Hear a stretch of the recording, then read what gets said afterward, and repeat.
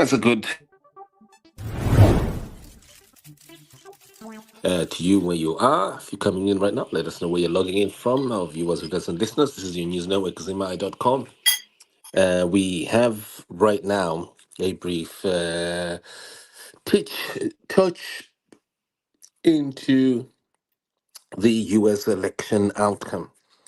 The United States, for the first time, has got a female black contestant going against a white Republican contestant by the name Donald Trump, who is bouncing back, hoping to get another term in power. Our viewers, readers, and listeners, if you're coming in right now, just type in the comment box and let us know where you're logging from. We're just going to do a quick 10-minute. The next 24 hours are going to be defining, extremely defining, in not just the history of the United States, but the history of the world.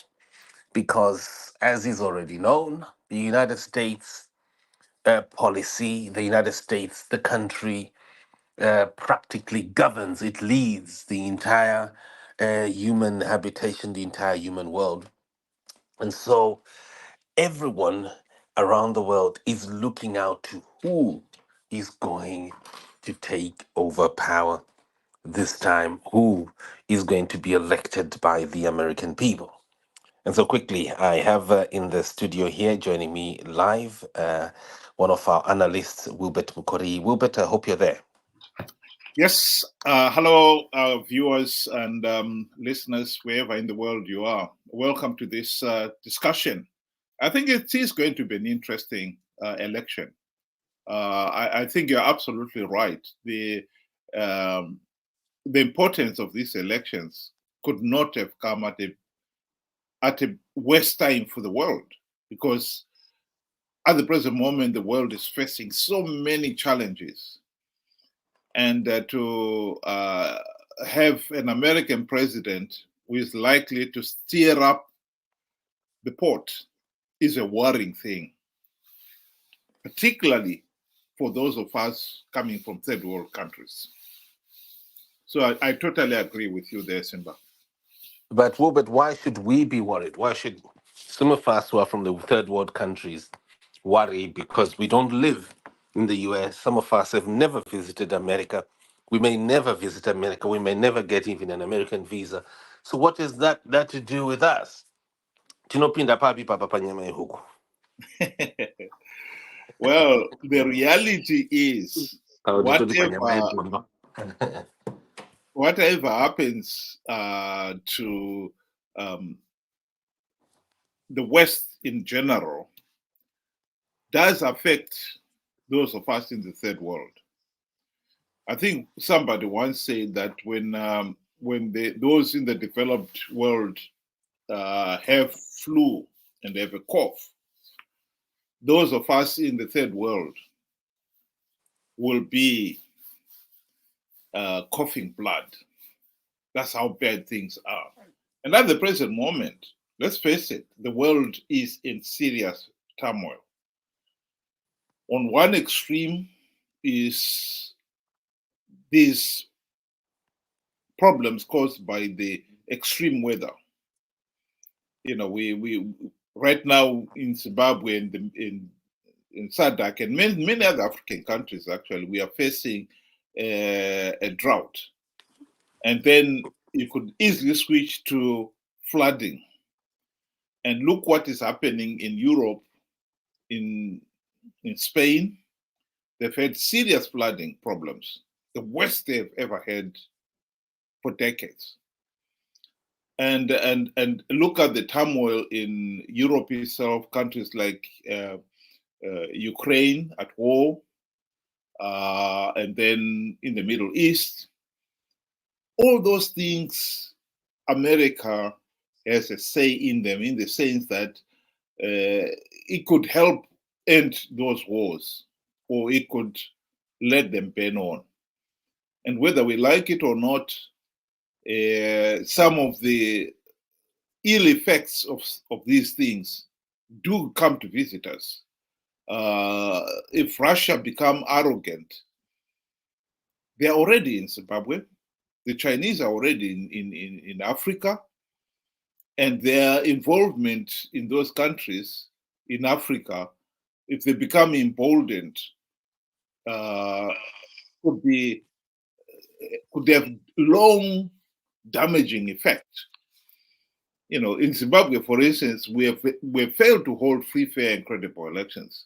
There is no denying that China has always played a negative role in our election process because it wanted ZANU-PF to stay in power.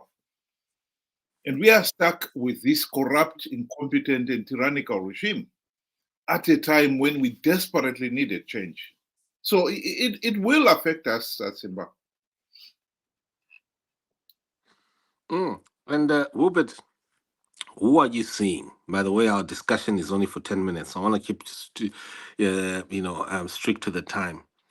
Um, in 24 hours' time, Wilbert, America will be having a president. That president could be Trump, who is supported by rich people like Elon Musk, and also supported by a large number of evangelical Christians in America. And Wilbert, who do you think is going to make it at the end? Who's going to make it? Arupinda Ndianaba. In your view, just judging by the trends. Well, I've been listening to the trends, and some of the people have been telling me that it's too tight to call. And if you ask me, who would I wish to be the next American president? Make no mistake about it. I think America and the world at large would be better off with Kamala Harris than President Trump. Because if he comes back into office, like I said, he could embolden countries like China and Russia, and they will be riding roughshod over people like ourselves in third world countries.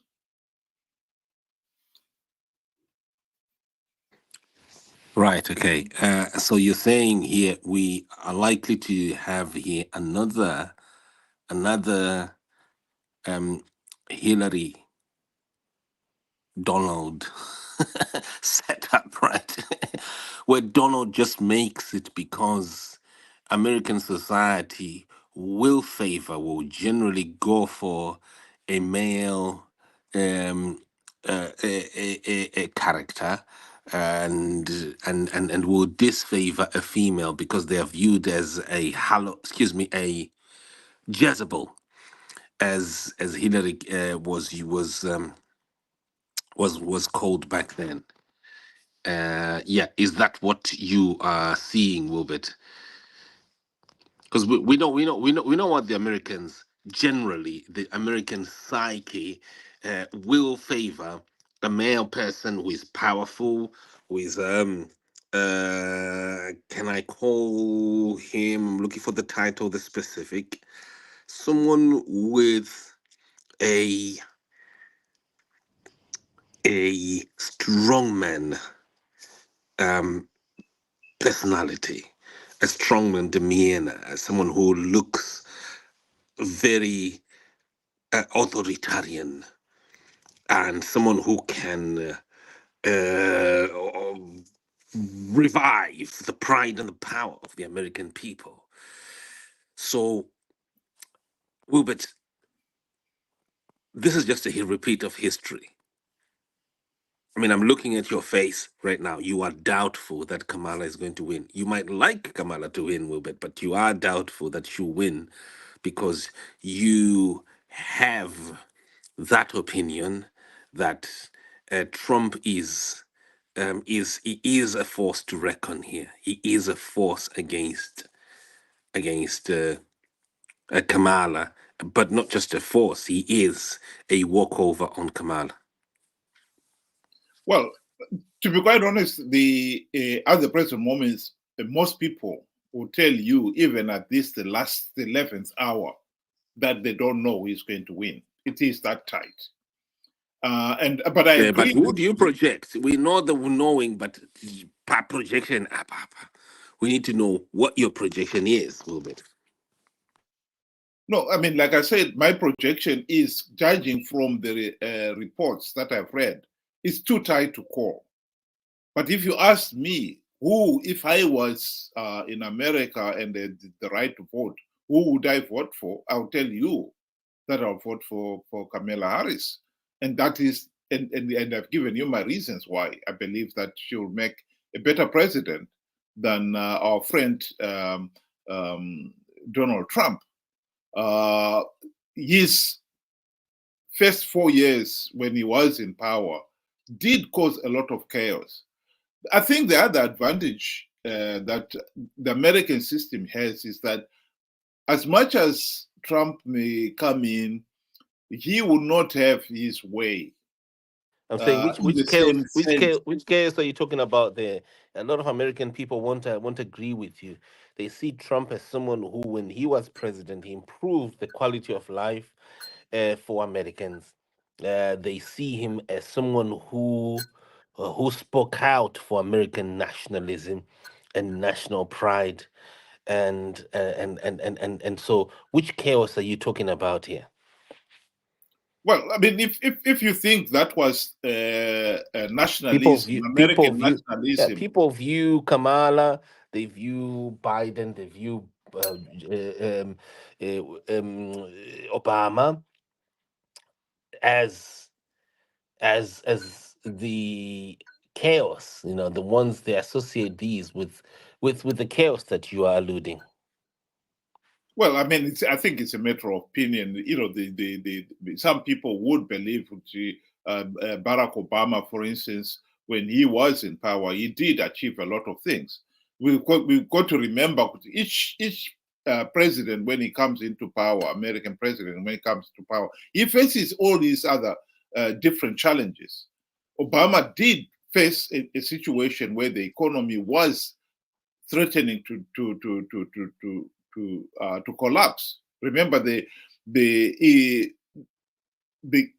bank crisis of 2008. So he was able to manage that. Trump, when he came into power, he faced the problem of the COVID. The way he handled it, personally, I don't think that was the way I would say one expected the American president to handle it. He was, I think, too casual about it. He could have killed even more people. And I think Biden, when he came in, he did address that problem.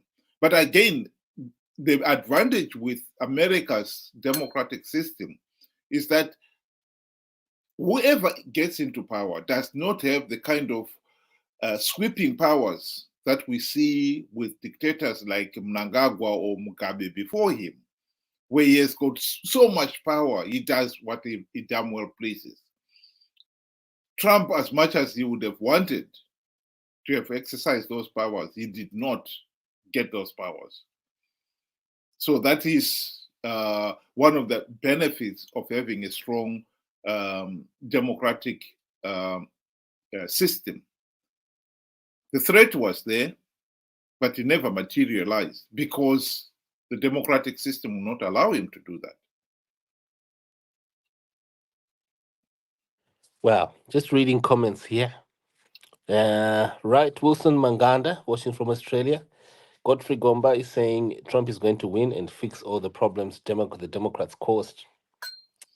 Kolekani Smanda, I want Trump to win. I like uh, um, I like the Democrats to win, but only Trump can prevent World War. Shaki Kasina says, okay, watching from Zimbabwe. Godfrey Gomba, how many wars did we have in Trump's time, and how many do we have during a Democrat president of Biden? World War III is on the door right now. Skumbuzo Moyo, Kamala Harris will win. Okay, so there's this war element because people are viewing Biden as a man who has been reckless to allow a situation where the world is facing world war. So some people are seeing that when Trump gets into power, the world will be more peaceful because Trump has a different approach. He's got a businessman approach, and that will be accommodative of the forces that are right now raging over what should not any no one should be even be talking about, such as, for instance, the war in Ukraine. Some people believe that when Trump gets into power, he will fix Ukraine, as he has said, and he will also stop any form of threat Russia has or could have against NATO. Well, the threat to Ukraine was there when Trump was president, and uh, But and, maybe, and maybe not to this level. yeah, I mean, in this particular case, one could argue could Putin was emboldened by Trump because he saw in Trump that he wasn't going to really take any decisive action and say no. So that was one thing that one could argue. I think on that score, no one can really say this is what caused the war and this is what will stop the war. As much as Trump has said he's going to stop the Ukraine war and the Middle East war, he hasn't said how. So we could end up with a situation here where he's elected and the war rages on. If he was so sure or he could end it, why hasn't he said how he's going to end it? You know, so I think to vote him on the assumption that he has got a solution is no more than what we tend to have in our part of the world, where regimes like ZANU PF promises to create millions of jobs, and yet instead of more jobs being created, the economy goes into deeper and deeper trouble, and more companies are closing. But that didn't stop them making those promises. So I think that argument is neither here or there. Well, here we are. Vusi Dube saying Trump all the way. General Kayemba, Trump all the way. However, whatever happens, we accept and move on. Keep an eye and remain focused on our own beloved motherland, Zimbabwe. Our viewers and listeners, in about 24 hours, the world should know.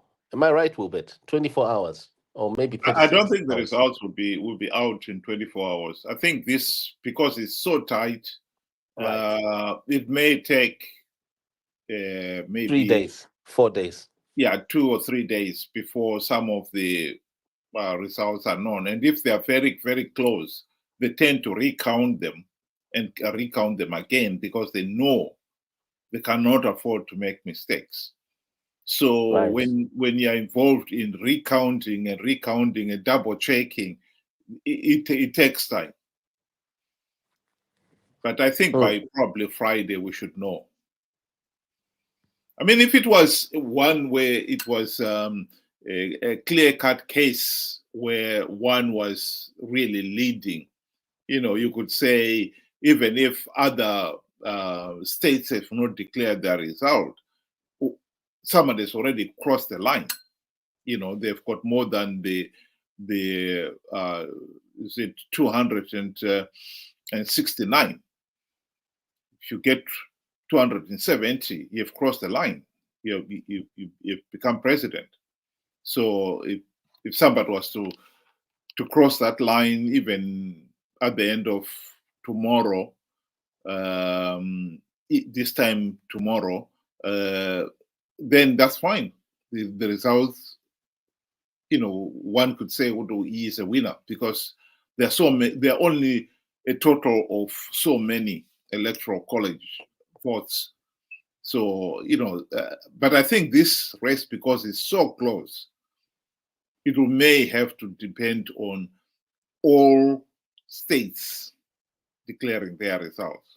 And if the results in the various states are very close, they will double check them. And that will take time. Okay, so the 2020 election took place on 3 November, right? However, US TV networks did not declare Joe Biden the winner until late morning on Saturday, 7 November, after the result in Pennsylvania became clearer. In other recent elections, voters have had a much shorter wait. In 2016, when Trump won the presidency, he was declared the winner shortly before 3 a.m. the day after the election. That was in 2016. In 2012, when Barack Obama secured a second term, his victory was projected before midnight on polling day itself. However, the 2000 election between George W. Bush and Al Gore was a notable exception. The vote was held on 7 November, but the two campaigns went to war over a tight contest in Florida, and the race was not decided until 12 December. The U.S. Supreme Court voted to end the state's recount process, which kept Bush in place as winner and handed him the White House. What are the key states to watch in 2024? Across the country, the first polls will close at 6 p.m. Eastern Standard Time on Tuesday evening, and the last polls will close at 1 a.m. or early on Wednesday. Early tabulations may trend Republican in some states, what has been called a red mirage in previous years. This is because smaller districts with fewer votes finish counting earlier than large cities, which tend to skew democratic. Um, but this race is expected to come down to results from 7 swing states, which experts believe could plausibly be won by Harris or Trump. These Arizona, that's not saying anything, isn't it? Yes, and also I've heard that the number of people who have been casting their votes already, Mhm, because some states you start voting earlier, it's already over. Um, I think they said half of the number of total votes cast in 2020. So it could be a question of also here, there are a lot more votes to be counted. So it will take a bit more time. What happens if the presidential election results are challenged? Once every valid vote has been included in the final results, a process known as the Electoral College comes into play. In each state, a varying number of Electoral College votes can be won, and it is securing these and not just the backing of voters themselves that ultimately wins the presidency. Generally, states award all of their Electoral College votes to whoever wins the popular vote, and this is confirmed after meetings on 17 December. The new US Congress then meets on 6 January to count the Electoral College votes and confirm the new president. After the 2020 election, Trump refused to concede and rallied supporters to march on US Capitol as Congress was meeting to certify Biden's victory. He urged his Vice President Mike Pence to reject the results, but Pence refused.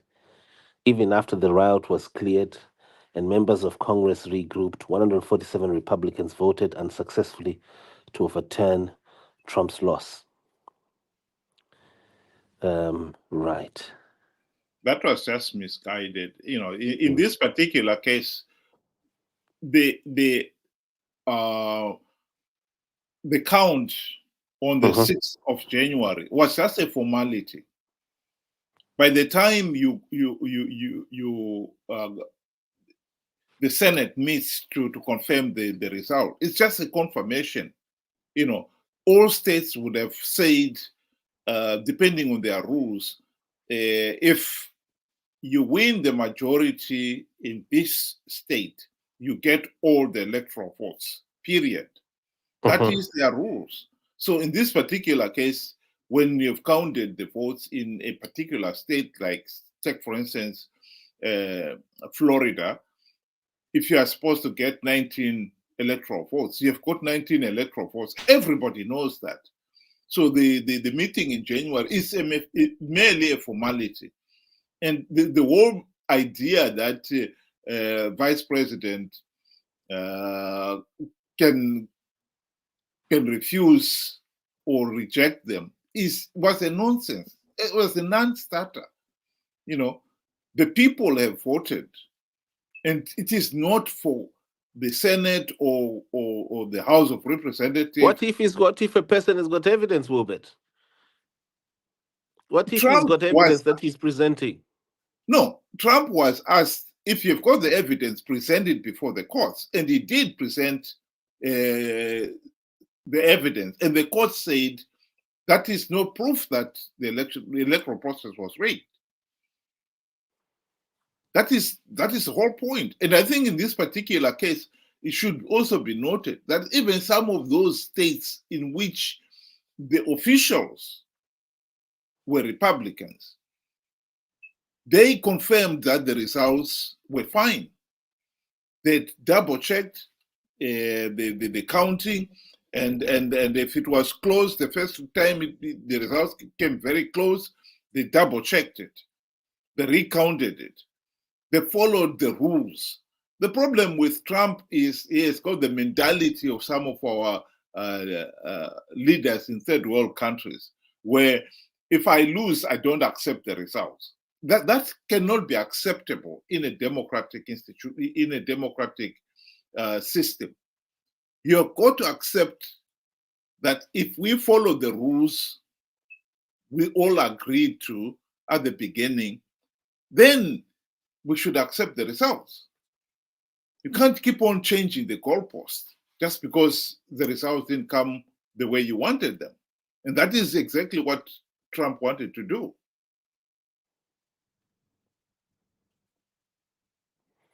Mm. Well, here we are, viewers, witnesses. It's going to be Vamwana Acharam Dumbune. Some people are going to have are going to have they're going to have a stomach problems because they won't accept either a Trump or a Harris.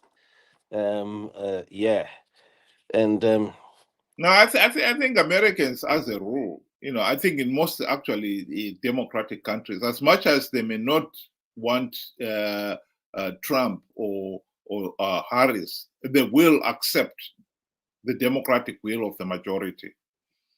I think that is the principle of free, fair, and credible elections.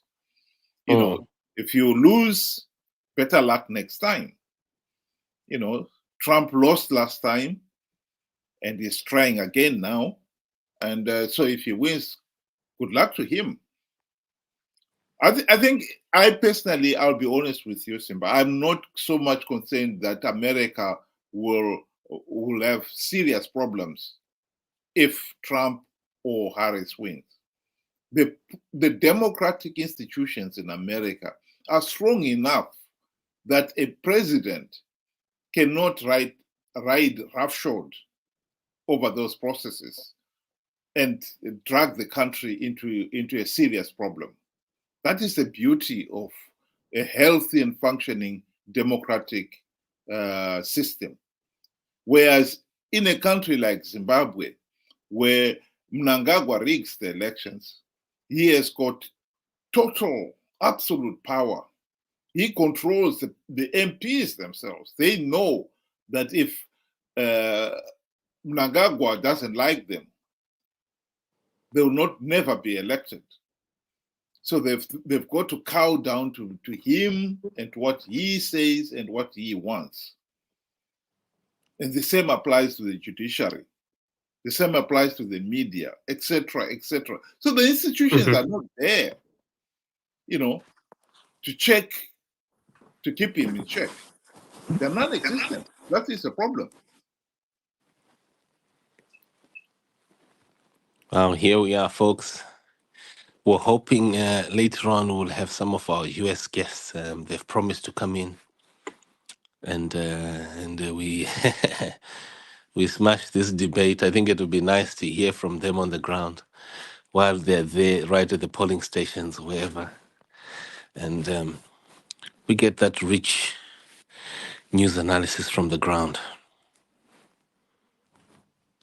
Wow. Very interesting. I think this election has become more galvanized than ever before because I think many people realize that the two candidates are so much, you know, worlds apart. I mean, Trump, some of the things that he has been saying and threatening to do, you know,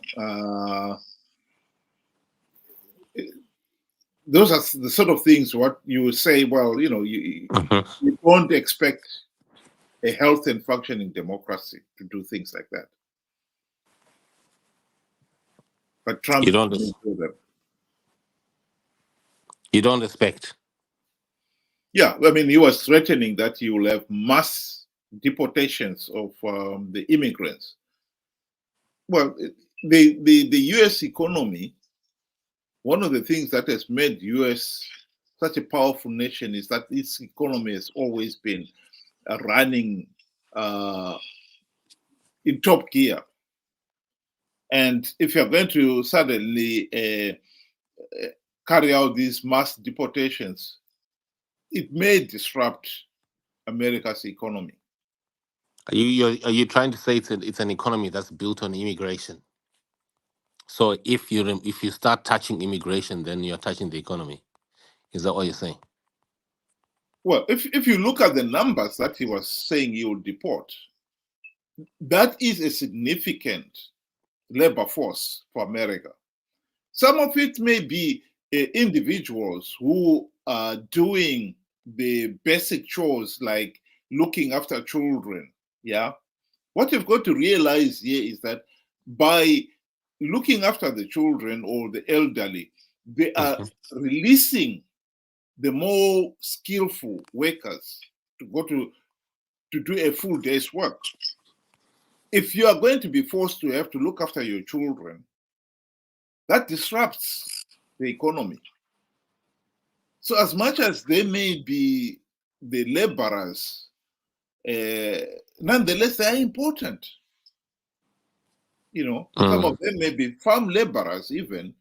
If you can't carry out the harvest, then, you know, you lose the crop. So, those things are important. And I think America is one of those countries where a serious disruption to their economy like that could have far reaching ramifications. That is all I'm saying. And If Hubert, while we are there, we're having also this same month two other elections. We've just had Botswana. We are about to have Namibia as well. Sorry, we just had Botswana and Mozambique. There's right, turmoil, there's confusion in Mozambique, and actually we need to be doing running commentaries over what's happening in Mozambique. But my point is, we have three elections already, so two have been done, and then now we have upcoming Namibia. Yeah. Have you any projections over Namibia? well, I've been following the election processes in Namibia, but to Yeah, but comment on remember, the one, Namibia is run by a well, so far there's a ruling party that is sister to ZANU PF, and ZANU PF wants that ruling party to continue. There are many people who would want that ruling party to continue. well, to be quite honest, if the country is doing well, the people should be voting on the basis of the economy is doing well, these people are accountable. One of the things that I've understood about the Botswana election, why the ruling party lost there, is that the economy was not doing well, and the government was becoming more and more arrogant as far as the people were concerned. They were not being accountable to the people. And that this is why the people of Botswana decided no, it's time for us to change. And they changed the government. The same as applies to South Africa with elections in South Africa in May. And I believe those elections were free, fair, and credible. And the results were the democratic will of the people of South Africa. In Mozambique, it's another matter. I think as as a Zimbabwean, I've got to say it, that I'm ashamed that ZANU-PF saw it fit to interfere in the election processes in Mozambique. We have seen on social media videos of Zimbabweans. You're accusing them of interfering. They say they never did. Well, that may well be the case, but they've got to account for the videos of Zimbabweans who showed that they had the Mozambique ID card and they had voted. That is evidence that somebody has got to account for. And in this particular case, we saw it during the voter registration itself. Why didn't the regime step in and made it abundantly clear that any Zimbabwean who is seen to be getting an ID card or a passport and claiming to be a Mozambican is interfering in the electoral process of Mozambique, and that is totally unacceptable. Why didn't the regime do that? Why did we have Patrick Chinamasa campaigning in Botswana on behalf of the ruling party there before the elections last week? Why are you campaigning for Harris, Wilbert, and you're not No, even I've American? never campaigned. I've never gone to America and campaigned for Harris. That is a different matter. I can have my opinion on But it's the who. same thing. Your comments here can influence American voters. If they influence two American voters, those American voters could have a Well, swing that may, effect on Simba, that may well on be the the U.S. case. election. So how Yeah, different are you from Patrick Chinamasa? but when you go to another country and you start campaigning the But you're way already in ZANU-PF. America. Virtually, you are affecting Americans right now. This stream is being watched also by Americans, and so Yeah, well, I think it's your opinion. You're a foreigner, right? You're a foreigner, Wilbert. You're not American, and yet you are interfering in the choices of Americans well, by there are two expressing. aspects there, Simba. I am Yes. speaking as an individual, just as much as you will be speaking as an individual. ZANU-PF, Oh. when Patrick Chinamasa went there, he wasn't speaking as an individual. He was speaking as ZANU-PF official. How different is it? You're a public figure. You But you, cannot say a government of another country is saying and campaigning on behalf of a political party in another country. Labour, the Labour Party, okay, in the UK, they've got members, they've got officials who are in America right now, doing exactly the same thing that Who? Patrick Chinamasa. Sorry. Who? I'll give you the link. They are actually there, and this has been raised recently. And And they're campaigning Elon on Musk, behalf of Labour Party. they are campaigning for on behalf they are there. They are actually members of the Labour Party pushing forward Kamala Harris. You also have, on the other hand, members of the right wingers from the UK who have been crisscrossing America over the last few years, campaigning for Donald Trump. These are public officials doing election lobbying in other countries. And in just about the same way, is it not, Wilbert, that you're saying Patrick Chinamasa is interfering in Botswana? So how different is that, Wilbert? Some PF will say you are accusing us of what you yourself are doing. Well, I think in this particular case, ZANU-PF can say whatever they like, but the point still remains here that if I was in government, As much as I may agree or have my own preference on who should win an election in America, I would not come out publicly and say I'm supporting XYZ for the simple reason that if that person does not win, my relationship with the party that I was putting down, and it has now become the government of the ruling party, is totally different. Let's be clear here. What ZANU PF was doing in Botswana, as much as I know it was I saw one video where Patrick Shinamasa was speaking. If that was all they did, that's different. What they did, the ZANU PF government was doing in the case of the Mozambican election, that is more worrying to me. When you've got Zimbabweans taking false IDs of another country for the sake of participating in that country's election and influencing the result. That is totally unacceptable. How different is that from you, but saying that if I was an American today, I would be voting for Harris? You are wishing to have a possible ID card that you could, and you are expressing it in the wires. How different is that? Listen, I'm in UK right now. And I think the law here in UK, which all parties know and understand, is that if, for instance, you are from the Commonwealth, you are in UK, you can vote. Is that considered to be influencing the electoral process? All the parties accept that rule. As much as you can vote for Labour, you can also vote for the Conservative, you can vote for the Liberals. So it's accepted in the system.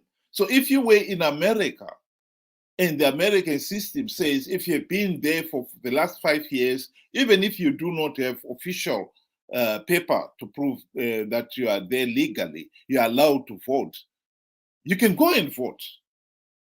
Both parties accept that somebody in that position can vote. That is different from a situation where you are a Zimbabwean. You live in Guero. You've never lived in Mozambique or in Mutare or whatever it is. You go and take a Mozambican ID card. You register to vote as if you are a Mozambican. And then you vote in an election for the sake of influencing the result of or undermining the democratic will of the people of Mozambique. That is unacceptable. We can't keep on rewriting the rules, just because it suits us. That is the point. And ZANU-PF will then say, what if these people were actually Mozambicans? How do you know that they're not Mozambicans? There are a lot of Zimbabweans who are Mozambican, Wilbert, and they just don't have IDs. Well, that is for the government of the day to produce the evidence. What we saw on the social media were Zimbabweans who made it abundantly clear that they are Zimbabweans. They have got Mozambican IDs and registered to vote. That the authorities should have investigated and made sure that it doesn't happen. That's all I'm saying. I didn't investigate it. All I'm saying is I'm commenting on what was publicly available on the social media. The regime itself has never denounced that. It's never denied that it happened. Why didn't they? If they knew could see these were Mozambicans, why didn't they say so? We should not be intimidated by ZANU-PF into silence, because we also know, because there are reports of Mozambicans being recruited to vote in Zimbabwe during our elections for the sake of undermining the democratic wishes of the people of Zimbabwe. So this is not something that ZANU-PF is doing out of the blues. This connivance with other parties in other countries to undermine the democratic wish of a particular country is not something new. And it should be condemned in the strongest of languages. I hope they are not going to, ZANU-PF is not going to mess around in Namibia's elections. As much as ZANU-PF rigged Zimbabwe's 2023 elections, and let's face it, even SADC's election observer mission condemned the elections. The AU election observer mission condemned those elections. Every other institution with any democratic reputation worth the spit confirmed that 2023 elections were not free, fair, and credible. So we should not be shy to say that. ZANU-PF rigged elections. And if it's going to start carrying out the same rigging in other countries, that must be condemned in no uncertain language. That is an outrage.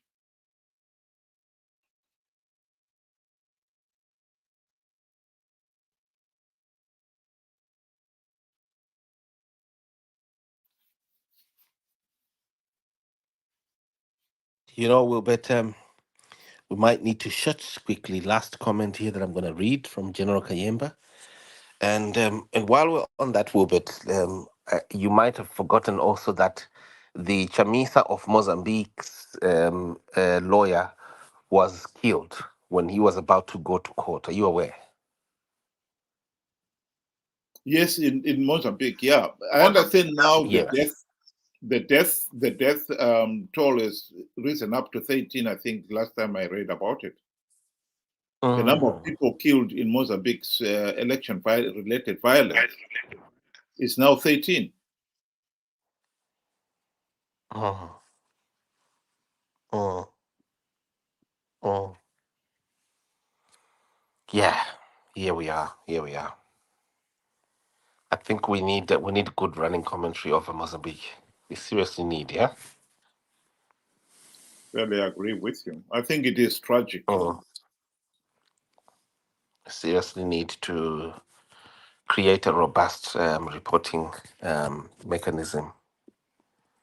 Yeah, I'll be yeah. honest with you. If I was a Mozambican as well, just knowing there are Zimbabweans who did vote in our election, as much as they may not know how many were involved, and I don't think the regime itself will ever reveal how many Zimbabweans were involved. But nonetheless, that is one of the things that will undermine people's confidence in the electoral process. Mm, mm, mm. Yeah. Well, here we have yours witnesses. We'll read General Kayemba's comment here. Hapana chakashata kuenda kunaimwe nyika wadaidzwa for party programs such as rallies or to speak with followers. Anna Michael used to come, Anna Mugabe, going also to other countries and encourage party supporters to understand their leaders and vote for them during elections. As Chinamasa did nothing wrong with that, Chamisa or Dagi can also invite a foreign guest to sit and motivate their support and make others maybe change their mind. In Botswana case, it backfired for Masisi. Okay. Well, I think you're getting in the case of Zimbabwe, we have got, yes. we cannot deny ZANU-PF got a reputation of rigging elections.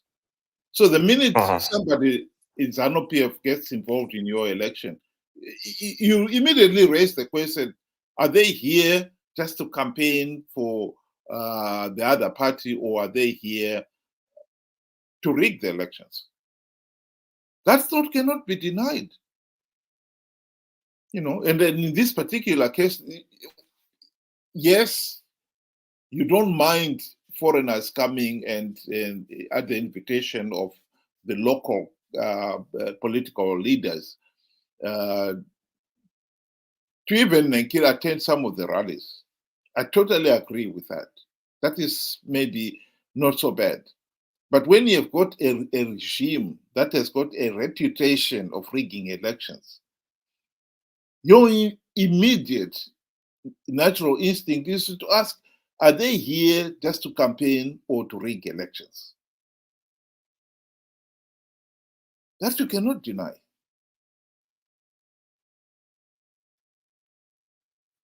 They shouldn't have that reputation. They should have never allowed themselves to have that reputation. But they have it. And now they must pay the consequences for it.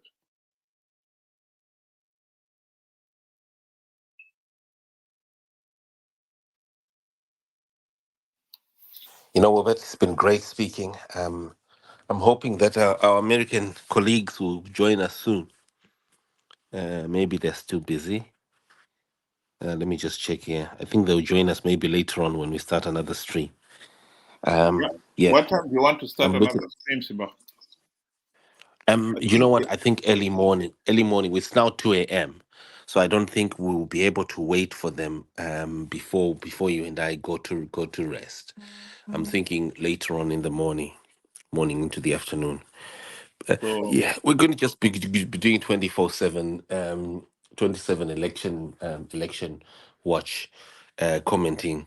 So So we're in just going to another be. 6 hours or 10 I think hours? What? seven. Let's make it seven. Seven is better. Yeah.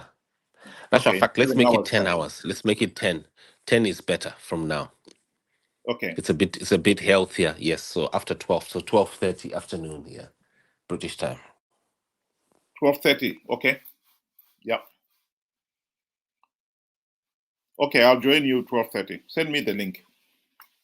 And to those viewers who were able to join us, I hope you'll be able to join us again. I think the American elections are important, and I think we've got a lot to learn from.